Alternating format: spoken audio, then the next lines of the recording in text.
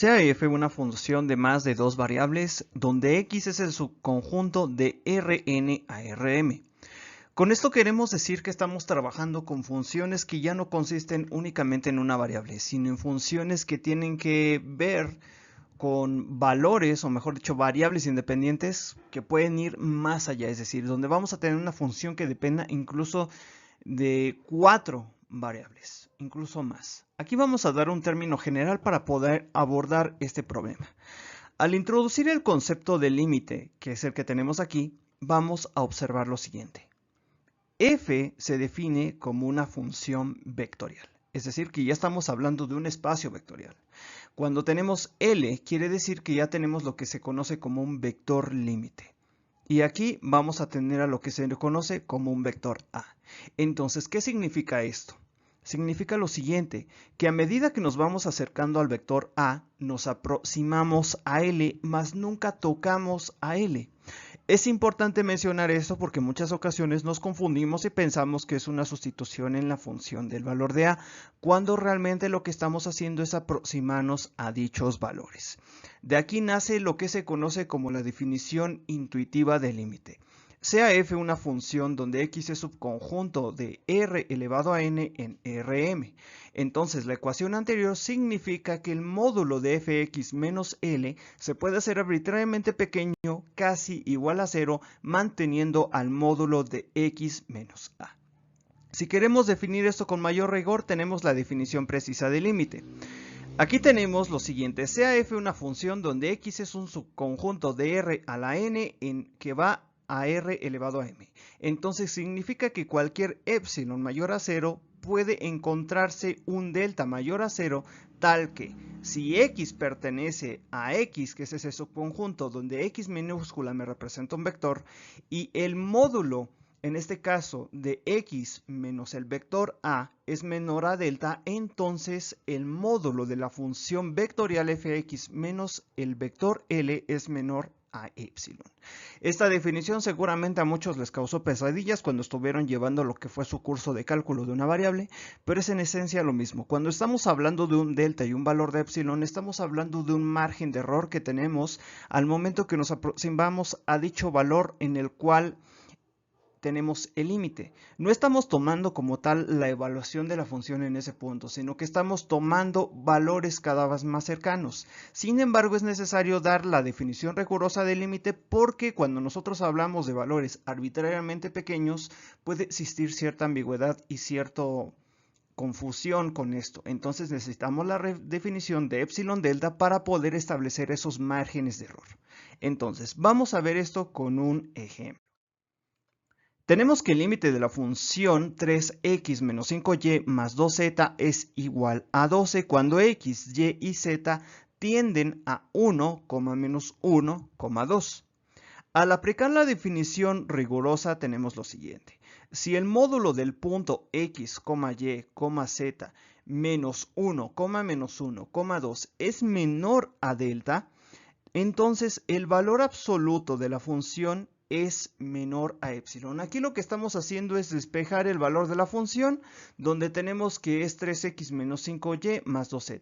Lo que hacemos en este caso para la parte de la igualdad que tenemos en el límite, en la parte de arriba, es restar en ambos lados lo que es menos 12 para poder definir epsilon.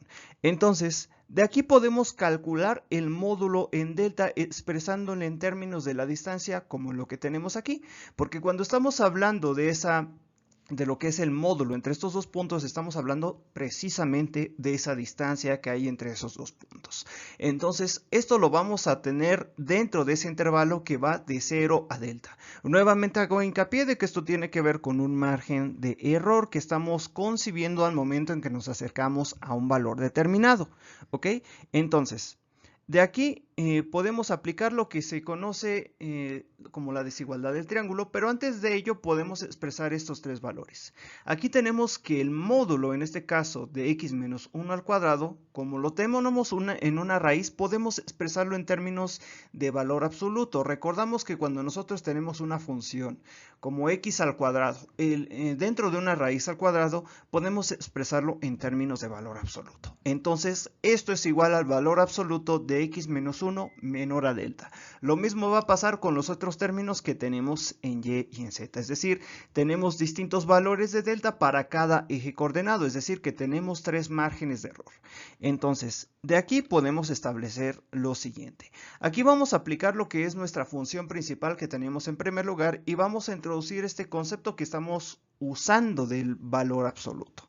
Entonces, aquí tenemos el valor absoluto de 3x menos 5y más 2z menos 12.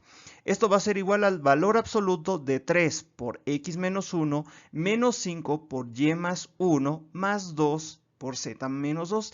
Esto tiene que ver con lo que obtuvimos previamente para calcular la distancia que hay entre esos dos puntos. Obviamente entre el punto de inicio que estamos considerando como x, y, z y el punto de llegada que en este caso sería 1, menos 1, 2. De aquí podemos aplicar lo que se conoce como la desigualdad del triángulo y vamos a obtener los siguientes resultados. Vamos a tener el valor absoluto de 3 por x menos 1 más el valor absoluto de 5 por y más 1 más el valor absoluto de 2 por z menos 2. Si esto podemos, que de hecho podemos reescribirlo, lo podemos tener de la siguiente forma, que esto va a ser igual a 3 por el valor absoluto de x menos 1 más 5 por el valor absoluto de y más 1 más 2 por el valor absoluto de z menos 2. Entonces, de aquí tenemos 3 posibles valores de delta, que es lo que tenemos aquí.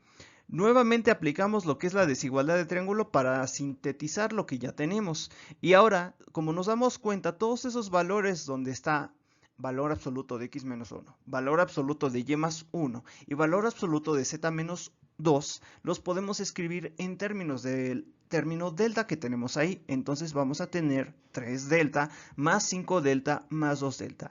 Esta delta es la delta de Kronecker, por si se habían preguntado, porque obviamente es una delta un poquito diferente de la que estamos acostumbrados. ¿Ok? Entonces aquí vamos a obtener el resultado que es 10 delta. ¿Ok? Entonces podemos llegar a la siguiente conclusión. Dado cualquier epsilon mayor a 0, se elige un delta mayor a 0, de modo que delta sea menor o igual a epsilon entre 10. Este resultado tiene que ver con lo que vimos previamente. Entonces, de aquí podemos establecer la siguiente conclusión. Que el valor de 10 delta es menor o igual a 10 por el valor de epsilon entre 10, que al momento de ser multiplicado nos deshacemos de lo que es el término 10 en el numerador y el término 10 en el denominador y obtenemos el valor de epsilon. Entonces con esto demostramos que el límite verdaderamente existe. Ahora, ¿qué significado físico, o mejor dicho, qué significado mático tiene esto?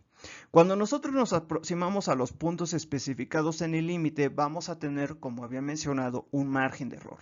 Y dicho margen de error se va a ver reflejado en delta, ¿ok?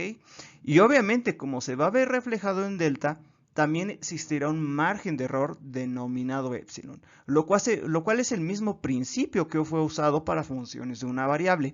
Sin embargo, el significado geométrico cambia un poco y eso lo vamos a abordar en otro video. Espero que les haya gustado, no olviden suscribirse a Ocio en la Noche y compartir el contenido para que así podamos crecer más y llevar todo este conocimiento a más personas. Gracias por su atención, nos vemos en la próxima, hasta luego.